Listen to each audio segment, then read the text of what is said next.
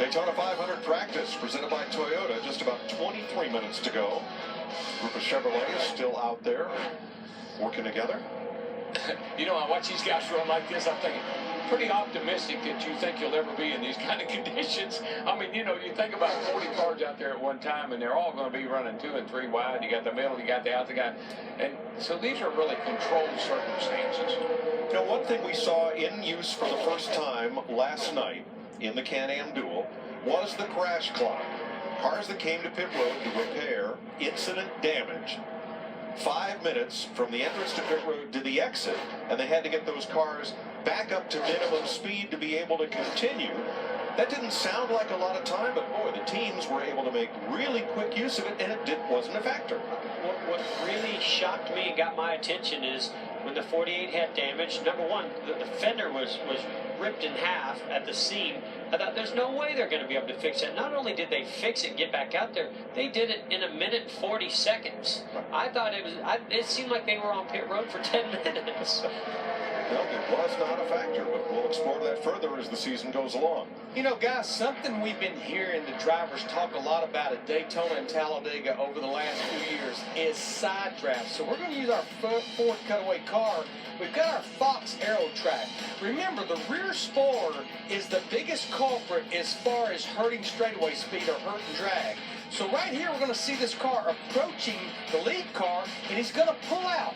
And what happens eventually is he gets close to that left rear. You can see right there the pressure that's being put on that spoiler and then that left rear wheel well. And Jeff, that's dragging that car down right there.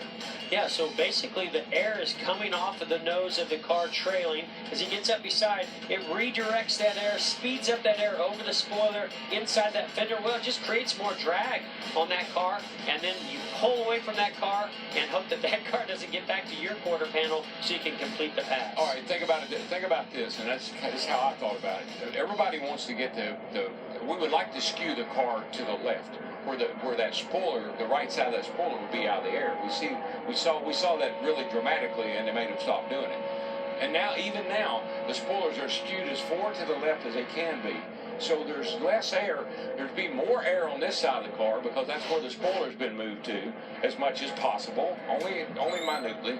But the other side of the car where you try to hide the spoiler, seems to me like that would be the place where you'd want to try to get by somebody, get down that right side. Well, what I like, DW, about the right side is not only are you dragging them down and using basically the same type of effect aerodynamically with your nose as you get to the right rear where that and Exalta and right rear here on Dale Earnhardt Jr.'s car is, but also now they've got to put more wheel to hold the bottom lane. You get to open the wheel up and let that car have its way and can continue that momentum as you go on by. I think you have a much better chance of completing the pass from the right side and outside of the car than you do on the inside. And the other thing I was wondering about, Jeff, is the tailpipes. You see right there, they both run out the right side. How much force, you know, on a drag car, the force of the exhaust, I mean, it'll turn the car sideways if one of the cylinders goes out. I wonder how much force comes out of those pipes, Larry. You got any idea?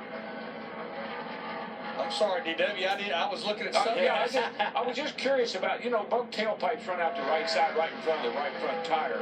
You wonder how much air and force comes out of those pipes that would affect the car.